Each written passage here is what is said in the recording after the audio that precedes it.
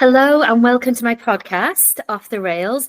I have a super exciting guest with me today, Lizzie. We're going to talk about all things empowering leaders. So I think something that a lot of us either aspire to be or aspire from our leaders. Most of us, if not all, have been in a position where we look for, the best in practice from a leader. So a couple of the topics that we will be going through today are middle management to leadership. I think that's something that I really want to kind of deep dive in. Really good time of the year where people are going into reviews, overcoming workplace anxiety, what makes a good leader. I think that's something that is the $1 million question. Again, for those aspiring and for those looking for that in a leader. So, Lizzie, welcome to my podcast. Give us a little intro and tell us a bit about what you do so we can kind of kickstart this conversation and get me into some exciting questions to have for the guests. Fabulous. Well, thank you so much for being here. My name is Lizzie. I am an emotional intelligence expert. So I really support leaders in that area around communication, collaboration, like decision making, doing the hard things at work to support yourself and your team. So my background is a mixture. So I'm based in the UK now, but I worked for many years out in the Middle East. But yeah, I really specialize in leadership teams and really supporting on that emotional intelligence side, because for me, it is such a fundamental part of what makes a great leader. You can be a good leader, you can be amazing, you can get promoted to a certain level if you're technically capable. However, that emotional intelligence and that skill set, which can be learnt, is something that will give you that edge. That's cool. So when you speak about that, because it's something that I've been in many a workshop around emotional intelligence, the word empathy gets thrown around a lot. However, it gets put out there, but never really kind of like, well, what does it actually mean? Do I have, where do you start and where do you start with empathy? I can speak of my own experiences where when you do deal as a leader, you have a certain amount of empathy, and then there's a certain amount where you feel like, oh, now I'm so emotionally invested, I don't know, and you take these things home. Talk to me a little bit about what that means when you're at a good position as an emotional leader. What does it look like? Yeah. Oh, I love that question. So I think what was first coming up for me there was awareness of yourself. So before you're thinking about the other person, you first have to have that level of awareness in your own emotional kind of spectrum, let's say. So in terms of how you react and how you are triggered in certain circumstances, because we are all human. We are allowed to have every different emotion, both in the workplace and outside. So that is the first kind of place to start. So deepening that self-awareness. So reflecting on moments that were really frustrating or really annoying at the workplace, being like, what actually happened? How did I feel? So putting words to it. So whether that be, like I said, frustration or really disappointed or whatever words kind of come up. So first is that self-awareness piece. And then also from the back of that, I've been like, okay, what are the ways that really work for me in processing those emotions? So when I am triggered, I am feeling a certain way, how can I move through that emotion? So having first that awareness piece and that the kind of the action steps to know what to do in the moment gives you such a kind of powerful point to start before you're stepping into those conversations or those areas where you need to kind of show that empathy. Because just like you're saying, like, it's very easy for our emotions to kind of overwhelm us and to overcome our logical thinking. So we just get lost in that sensation of how it feels in our body, and it feels too much, and we don't want to be in that moment anymore. We just want to make it stop feeling too much. And that can be, whether it on that frustration side or even on that, just like you're saying, that empathetic side. If you are in that conversation and perhaps someone is getting, really tearful in front of you and they're just overcome with their own kind of emotional regulation, and you start to take that on, how is that going to then impact and navigate, impact that conversation? So just first of all, like the awareness of what triggers you, how it feels in your body as well. I think so often we go into that logical mindset of being like, okay, how do I need to think my way out of this? What do I need to be doing to be thinking differently? Whereas first we can actually just tune into our body. And by that, it's a very simple kind of concept. Being like, okay, whereabouts in my body am I feeling a certain emotion? So if my heart is racing or if my stomach is really tight, can you like put your hand on that? Can you say, okay, I'm going to calm myself in this moment? Because again, coming back to your question in terms of that empathetic moments, like you need to have as a leader the ability to regulate yourself, to not be overcome in those moments. So yeah, I'm just kind of saying constantly just come back to yourself, have that awareness. Outside of those conversations, it's much easier to do it in a kind of more neutral space than actually in the moment itself. But yeah, just like you're saying, in terms of how much to offer empathy, offer compassion. And I think that is what, as a leader, is something that you really need to define for yourself. And I think especially so for women, because when we say the word leader, like what is the first kind of picture that's coming to mind? And what are the characteristics that are coming to mind for you? So often, it's kind of changing a bit more now, but so often we very much typically think, okay, I have to be a certain version of myself. And often it's very much this like masculine, kind of very decisive, very direct way of communicating. And that doesn't really connect and correlate with empathy and compassion very well. However, the greatest leaders, even if you just again reflect to yourself, okay, what are those managers or those leaders that have really stood out in my own career path who were great in their own sense? What qualities were they having? Yes, they had that authority and the assertiveness, but they also had that element of compassion, that element to create that psychological safety within the workplace, so you can have and hold those conversations of an empathetic nature, with safety, with that person being able to come to you and open up to you. So I think what I'm saying there is like, who do you want to be as a leader, and what qualities does that kind of qualities you want to bring together? And that doesn't necessarily have to be a different version of yourself. It can just simply be an enhanced version of who you already are, combining both of those, both that kind of compassionate side as well as that authority, because yeah, that's the synergy that we're really looking for. Yeah, I think that's really nice, because as you go up in your, or take paces in your career, let's use the kind of thing that we're all used to, as you step up the ladder within your career, you're not always necessarily given the tools nor the training to say, okay, from this where you're kind of on peer level, now maybe you're working with the same team and you have to now be their manager. How does that look? How does that change? How do I act? Do I change myself all of a sudden? Do I have to come away from the friendship side that maybe I had with that group of people? I've also heard quite a lot of people that do struggle in that scenario where they're naturally very friendly. They're naturally want of a better, kind of just want to fit in. They don't want to be seen as a big boss, but then they find it conflicting, because they often have then their team, there's some blurred lines of certain steps that might be kind of taken. Oh, well, but you're really like friendly with us, so maybe it feels almost like the manager isn't being respected in their role so much. How do you, as a leader, manage that the best way possible?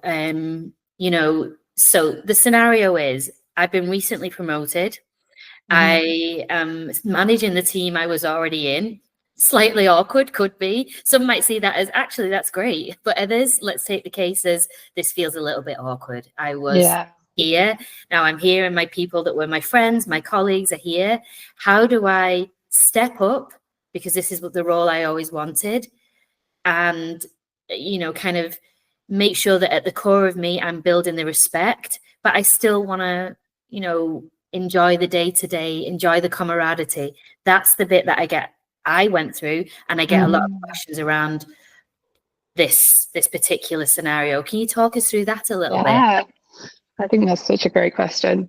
So first, when you mentioned there about like you don't often get the kind of the support and the tools and the resources when you step into that new position, and yeah, you often don't. Yes, you can ask for it. There's obviously lots of trainings you can do. However, again, I always say, like, come back to yourself. I think, like, okay, come back to yourself. What responsibility can you take in that moment? Because ultimately, your career is your responsibility. You need to take ownership. So in these moments, when you're stepping up to a new role, you have to learn those skills, whether your company is offering them or whether you need to just do that research and apply it yourself. So secondly, I think what I was thinking of there when you were explaining those moments of wanting to be liked and kind of wanting to get that approval almost from your team through those moments were a couple of things. So first, your values. Again, asking who you are as a leader, but who you are as a person. What are those values that are really, really true to you? So almost like zooming out of the current situation. So yes, you're moving into a new role that you might be there for a couple of years, but your values ultimately should stay with you through every different role, through every different career. They are the kind of foundations of who you are as a person. So are you clear with that? What are you going to stay true to? So for example, if like honesty and truthfulness is a really core value of yours, how are you embedding that into this role and into this new position? Are you able to have truthful, honest conversations regardless of that outcome?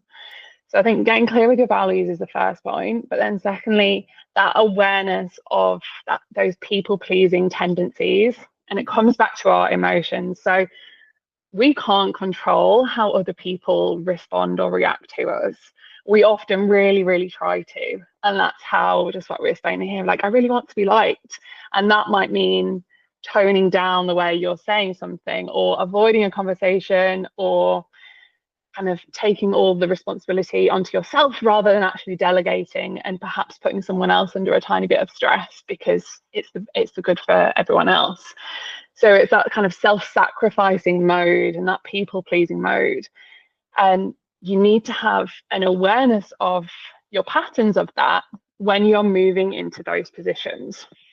So a lot of the stuff is really important to be very reflective in how you are acting and how you are speaking to one another in the boundaries that you're saying. When are you saying yes? When are you saying no? When does it feel good? When does the team feel in synergy and in collaboration? And when does something feel off?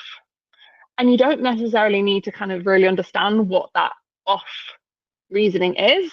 It just needs to feel, in your intuition, like you feel it in your body when you're like, I don't feel as though I'm being authentic here for some reason. My team aren't quite connecting. Like, what is it that's going on? And just having an awareness of those moments through those reflective practices to then catch yourself in those moments. So rather than, it's the classic thing, isn't it? It's like, you should be saying no more. It's not just yes or no in those moments, but it's an awareness of like, when does it feel when you've said something and you've agreed to something and your body is saying, oh, I shouldn't have said that. I need to like really listen to those feelings.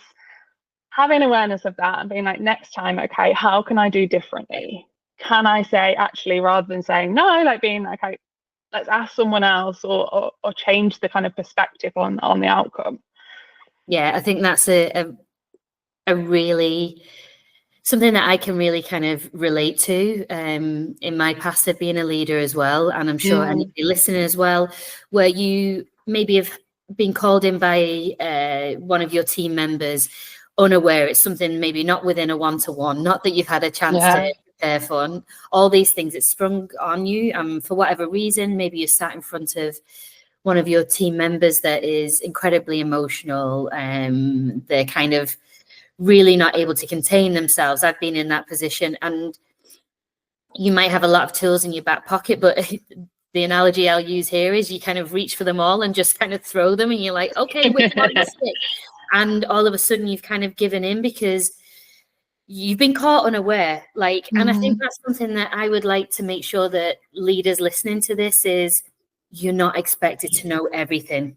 Yeah. And cut yourself some slack, give yourself that kind of breathing space. And like you said, you know, that time to reflect in certain positions when you do come away from something, and upon reflection you think, oh, should have said that, should have done that. Just in the moment say, okay, let's just address this in an hour or tomorrow morning, but right now just let's come down, contain our emotions, take some time, ask that member of staff literally to take a walk, get themselves out of the environment, out of the office for 15, 20 minutes, whatever that needs. Again, read the room and see what's really going on, and come back to it. I think something I learned along the way was you don't have to solve everything right now. My initial instinct was always to do that, to fix it, to try and, you know, when I was very early in my leadership stage, I wanted to do that. But you learn very quickly once you start trying to adopt that way of thinking, the pressure naturally comes back on you, and you as a leader then are holding all of these pressures from everybody else, and you're taking them rather than resolving them, you're taking them. And so I think that's something that I just wanted to kind of like reinforce as you were going through those, and this real kind of, you know, it's got the core of a lot of what you've been saying is reflect, reflect, prepare. And I think that's super important because, again, as a leader, you either say you don't have the time to do that, but again, it's about making it and just taking that time for yourself to really, really understand what sort of leader you want to be. Is it in line with who you are at your core? And then, you know, practice what you preach. I think those are the things that I've heard you say, and they really resonate with me, is who is that leader that you loved and you wanted to aspire to be, whether it's somebody you directly or indirectly have worked with, and along with yourself and those inspirations, how you want that then to be projected to the people around that you're working with is super important. One thing I did want to kind of touch on, there's a couple of things that from what you've just been saying that have sparked new things for me to ask. When you are obviously in the workplace, we know it's where we spend the majority of our time. We're with our colleagues more than we are with our friends and family. You have a lot of anxiety, and you can't often wait until you're at home to kind of talk to your friends and family. It just sometimes comes out. The anxiety is there, and your colleagues and your leaders need support on that. How do you overcome anxiety in collaborations with teams? You know, if you're working with certain teams that maybe it's a new partnership internally, and you're not used to working with certain, like maybe a buying team with a marketing team, or a sales team with a local markets team, whatever it may be. How do you overcome those anxieties to collaborate with teams? Wonderful question. So for that, I would say I always come back to the body. So it's a two kind of focused approach. So first going on to the body, and then secondly, we'll come on to that kind of more logical, action-driven approach where you can like do something about it. First on the body is awareness, again, of like how that anxiety is showing up in your body, and trusting that the classic phrase of like, this too shall pass. It is simply an emotional experience, and it is not your set state. So just kind of disconnecting yourself from that storyline of, I am an anxious person. I'm always going to be anxious in these moments. So whenever this happens, I always feel this way. So it's very like black and white thinking, and just noticing when you're saying that to yourself.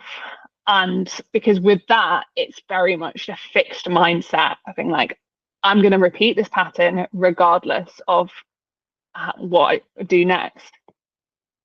So just noticing that and trying to kind of shift that and reframe that into, actually, this is an experience.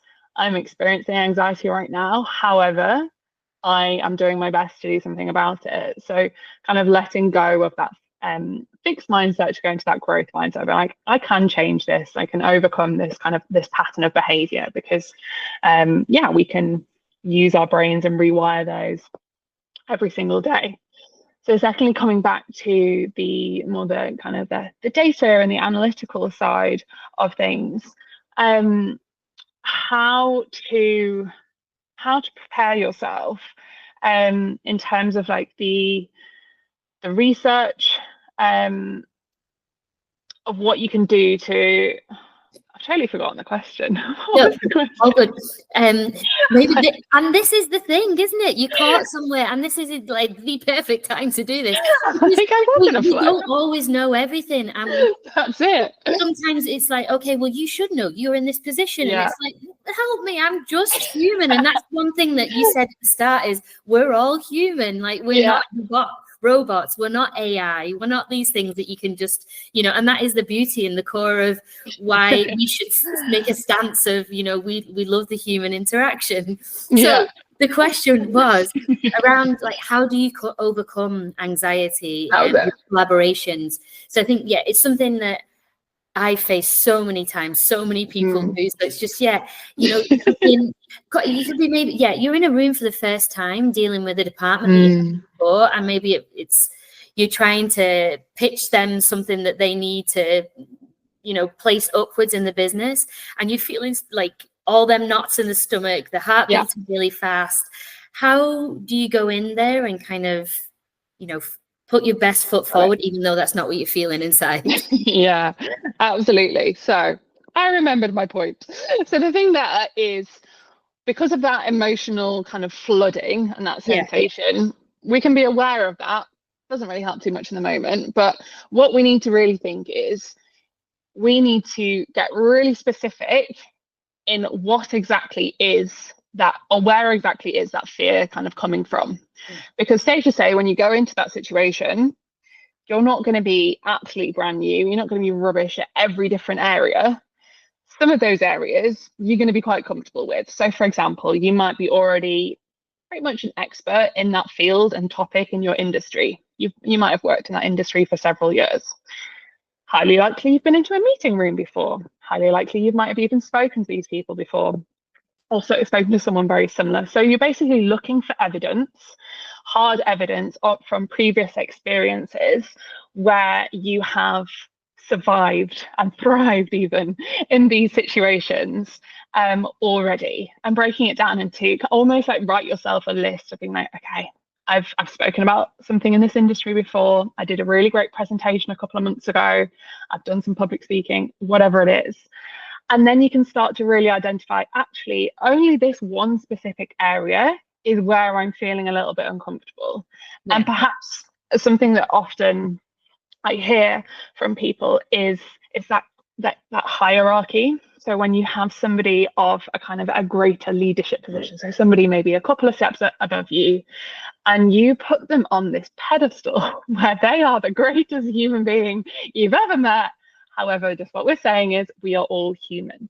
So first identifying specifically like what that kind of trigger point is, what is really triggering you into that anxious and emotional state, but also kind of simplifying it and being like, actually, again, what's the other evidence that kind of counteracts that? Is this person human? What are they there to discuss with me?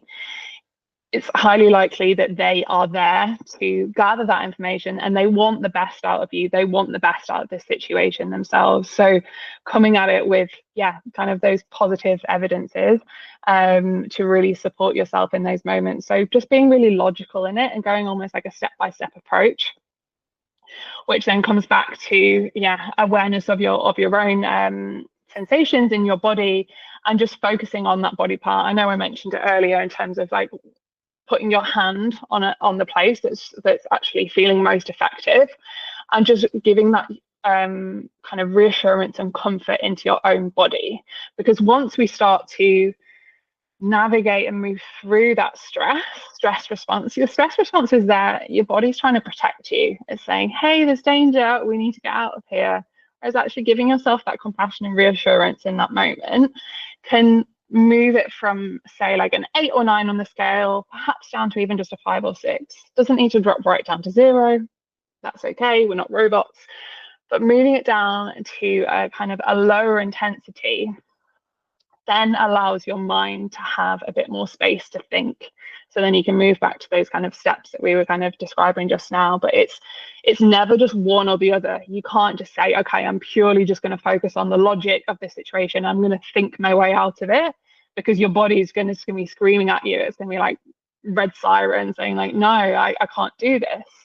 However, if we come at it from both side approach, then we can lower that intensity, we can think and reframe it in a different way. And then ultimately, the biggest thing here is to take action, even when it is feeling uncomfortable. And that's what I always tell the clients that I work with, that confidence isn't something that you are born with. You don't sit around and wait for it to happen and then kind of say, okay, I feel confident now, I'm just going to go and ride my bike for the first time and do that perfectly. It's like, no, I have to go through that learning process, which feels uncomfortable, because you're doing something for the first time. You might be stepping into that discussion, like we're saying in that example, for the first time. It's okay to feel uncomfortable, but the more times you practice it and repeatedly do it, and like we said, survive and thrive from it, then you can build that confidence, because confidence is purely, it comes from action and doing it whilst you're still feeling uncomfortable. Yeah, I love that, survive and thrive. That's like, I'm going to use that somewhere. I've never did it before. I think it's my new phrase too. I really like that. One thing I guess, like, I'd love to know is, when you go into a role like this, so kind of really homing in on you now, as opposed to all the amazing skills that you give to everybody else. Before I want you to give us like a whistle stop tour of you and how you got to here. But before we do that, who is and what does a great leader look like for you personally? What is it that attracts you to a good leader? Is there somebody throughout your career that, was like, oh, I just love that, and that's part of where I want to take that along with my own skills? That's who it is. Or is it somebody more in the public eye? Like, what is and who is that good leader? Oh, I don't think people have really asked me that. I love that question. And straight away, like, I have that imagery of being like, okay, it's this person in this company. It was a manager from a previous company who it was a female leader, and I had such respect for them, because for me, it's that balance. It's that balance between that ability to be direct, say the hard things, say their opinion, even if the rest of the room is disagreeing with them, and use their voice in that way, and have that compassion and ability to understand the dynamics within the team. And by dynamics, I don't necessarily just even mean the hard conversations. I mean kind of the opposite. I mean to see the strengths, because ultimately that's what we are there in our teams to really draw upon. We don't need to be perfect at everything. And so often I think we're in sort of a professional development sense, we're often saying, okay, we need to improve this, we need to grow in this area. And what a leader, or this person in particular, was really able to see was the strengths in one another, and drawing those out and bringing those and enhancing them even more, and making the team work together, whilst also like having fun as well. Like, I think unless we're brain surgeons, and I'm sure even they have a joke at work at some point, but unless we are doing things that are like life or death, so much of our work needs that joy and kind of humility in it. And just like you're saying before, when you're saying like not everything needs to be kind of solved in the moment, I think this leader in particular had a really nice ability to just kind of like decompress things and be like, it's okay, you've made a mistake, we're going to talk about it, we're going to talk about how we're going to move through that, there might be consequences to that, it's okay, you're safe in your role, but like, we are going to move through this together. But just kind of slowing things down and just having that ability to have those open conversations regardless of like how difficult things were, that was what for me like made her kind of really stand out and grow through her career really quickly as well. Yeah, I think that's something that I also, and I think a lot of people listening would, again, really relate with, is somebody that tells you it's okay. There's been so many times throughout my career, especially very early on, where I have sleepless nights. I might have made a mistake or done something or overthink, and it's like it would eat me up for hours, maybe even for days. And then it just takes somebody to say, it's all right, or look, we can do this, or we can amend that. But that self-destruction sometimes when you but for me, it was very early on in my career. For some people, it might happen frequently. It doesn't have to be on a timeline of your career. It can happen at any stage. But having somebody that instills confidence in you and shows you the way to work through it, and as long as you know, at the end, I've taken something from that, I'll approach that differently. That is, for me as well, what makes a super good leader, is to have those qualities to just keep helping you evolve, and directing you through that. Of course, the reliance is on yourself, but having somebody that shows you the direction and lets you walk through that is, for me, like a great leader as well. Definitely. I heard a really nice quote on a podcast actually earlier this week, and it was around like difficult conversations and dealing with bad news, especially directing that towards your manager. And the quote was, "Bad news doesn't age well," meaning that the sooner, just like you're saying, the sooner you can kind of share that news, information, whatever's happened with someone, especially towards your manager or even another colleague in those moments, like the better it'll be.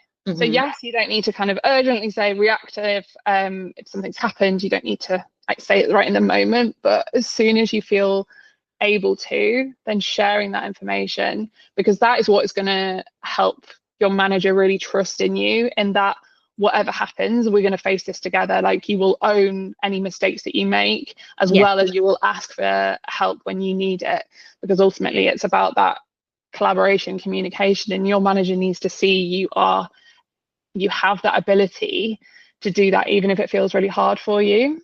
Yeah, absolutely. So take us through let's rewind to where you started and how you got to where you are today. What does that look like? Oh, so I was reflecting on this question before we chatted today, and I was like, how to describe it, how to summarize the last 15, 20 years of my life. And I think the main word that was coming through for me was connection.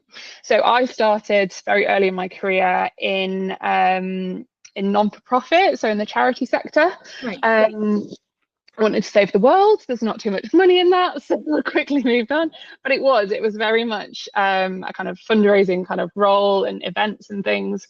And then I soon moved into the travel technology industry, where I stayed for many years within startups and moved very quickly through that. But it was a sales role, and essentially for me that comes back to like the connection and that relationship building. Like, the word sales often gets a kind of like icky reputation that you're kind of like forcing someone to do something, but I didn't agree with that. It was very much like, no, how can we collaborate together to get to a mutual goal where both feel beneficial from it? And that for me was really about that connection, and it was about that relationship building and all the skills that I'm now using now in my coaching career. So I moved through that for many years, based in London, moved up to the Middle East. And then, about 4 years ago now, I discovered the world of coaching. I'd already kind of been, dipping my foot into it, but I did some extra training. And then ultimately, I took a big leap and quit my job and started my own business. And for kind of reflecting back on it, so many people were saying, "Oh, you're so brave to do that. Like, I don't know how you've had the courage." And in that moment, I kept disagreeing with them. I was like, it doesn't feel brave. It just feels right. Yeah. And I still stand by that statement, because it's really hard to even like articulate it. It was just some kind of like a deeper knowing. And I think for me, like, now kind of the deeper awareness I have of myself and the tools and stuff around emotional intelligence, like, I know so much of that is intuition. And intuition isn't just this kind of like airy fairy kind of sixth sense. It's taking in so much information on that subconscious level, and your body's like processing it without you even knowing. So what I mean by that is I was aware of the skills I already had in terms of relationship building, connection, but also in terms of like seeing someone's strengths and supporting someone to getting from A to B, helping them grow, as well as, of course, the kind of empathetic side. And yeah, that really led me into taking that, I say leap, but it was more just like a little step into, let's just give this business a go and see what happens. And again, now when you kind of connect the dots even further, I can see from my own personal struggles through my career, and the moments that I really found difficult in terms of that emotional flooding, in terms of not being able to speak up. I would be very avoidant and just avoid problems for ages, or I would, whenever I had those one-to-one moments with my manager, I would be overwhelmed, and I remember crying and feeling so almost ashamed and feeling really disappointed with myself in those moments.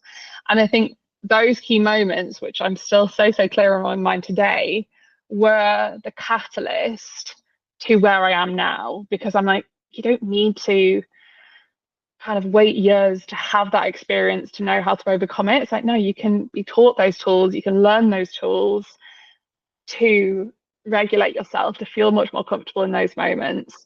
So it's kind of how my challenges and my experiences on that level really drew me into this area of work where I am today.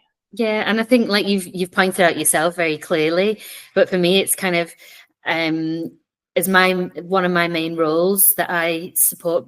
My job is career change, and people will often say, "Oh, I don't know how to do this. It feels like a big leap."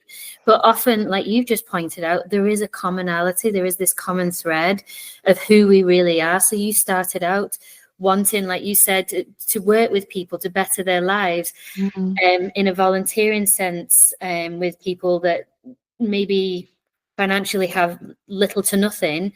Yeah. And essentially take away the financial side or the state of where people are. That's essentially still what you're doing. You're helping people better their lives in a certain way, in a certain part of their life and their overall who they are. So the kind of overarching thing that you're doing is ultimately the same, and I think that is a really big kind of takeaway of when people think, oh God, I can't change my career, I can't do something different, I haven't got the skills, people won't know. If you really think about what you love and what you enjoy and what makes you who you are, there is usually something there, whether it's from a creative side and that's what you want to give. You might have been a big shot in interior design, and now you want to teach children because you've got this skill and you want to teach the next generation. I had a podcast with a lady about a year ago, and she was a designer, had her own business, incredibly well established, and what she's done is dissolved her business to give back to kids. She wants to teach kids the art of designing and making and kind of bringing things back to the core. So if you look at it on paper, it's very different almost, or to a lot of people it can sound so different. However, it's one and the same. And I think that is a big thing that I hope a lot of people listening will take away, is there is something that makes you who you are, and there will be this connection constantly. And it sometimes doesn't always look obvious, but yourself, you've gone through what looks like quite on paper, and this is the thing, this is the difference. On paper, it looks like a lot of different, volunteering, sales, coaching. Oh, right, okay. But you listen to you, and in one sentence, it's a clear line, actually. It's super clear. I think these are the things that if we stop and do what you said at the start, feel our stomach, feel our heart, and understand, okay, what is it about me? Who is it at my core that I want to be, that I am already, and just want to elevate that. You often find that you already kind of know. You just have to sit, talk maybe to somebody else, talk things through, write things down, and it all begins to make sense after a while, you know, or you lean on somebody, i.e. you and I, coaches, to support with those feelings and making them a reality, and embedding confidence in people. You do have it. It's in you. And like you said as well, it can be taught. These things can be taught. They're fundamentally skills that we have, and they just need to be shown that, you know, it's part of who we are, and there definitely can be worked on. Yeah, that's it. You've got to create that space to ask yourself those questions as well. Like, it's all well and good in our kind of hustle hard mentality and going for that achievement of thinking, I want to get, like you're saying, going up the career ladder or going for that next promotion. But how often are we taking those moments? And it doesn't even need to be a long moment. It can literally be like, I'm going to block half an hour into my calendar, sort of once a quarter, something like that. Being like, I'm just going to kind of check in, see where I'm at, what feels good, and ask myself those questions. Like, am I moving in the right direction? Does this feel good to me? And just quieting down the noise. I mean, don't listen to podcasts. Sometimes don't even ask coaches or ask your friends, because you know the answers. You need to kind of like sit with yourself and process that. But at first, at least give yourself time to have that conversation with yourself. Yeah, I think that's just the best advice. Is there anything before we close that you think, okay, I want to just kind of end with this? Is there like a situation, a quote, anything that you think this is kind of something that I want to leave everybody listening to this podcast today with, kind of this kind of takeaway? Oh, that's a powerful question. I think what first came to mind there was, you're doing better than you think. I think we need to be much more compassionate to ourselves, but also so much louder and prouder, and kind of like really shout and celebrate our achievements and how well we are doing. Whether you are soon stepping into a leadership role, you're already in it, or you've been in it for years, like, you're doing your best, and reminding yourself of that, and knowing, I think what we've touched on several times through this conversation is that it's going to be uncomfortable at times. Those emotions, that sensations will pass. If you learn the tools to kind of navigate that, then you can take action with so much more confidence, or grow that confidence when you do take those actions, rather, to kind of fulfill whatever you want to do in your career. Yeah, that's the perfect end to this podcast. And I think it is all about reinstilling the confidence you know you have. I think the biggest takeaway I have from today is that reflection piece, and just kind of celebrate the rewards along the way. It doesn't have to look like the biggest groundbreaking thing that you've done, but if you actually sit and think about what you've done on a daily, weekly basis, there's a lot, and it's well worth celebrating all of those steps that eventually make up to the big change that we all want and need. So thank you so much, Lizzie. I've really enjoyed talking to you. I'm sure everybody listening as well. There's so much to take away.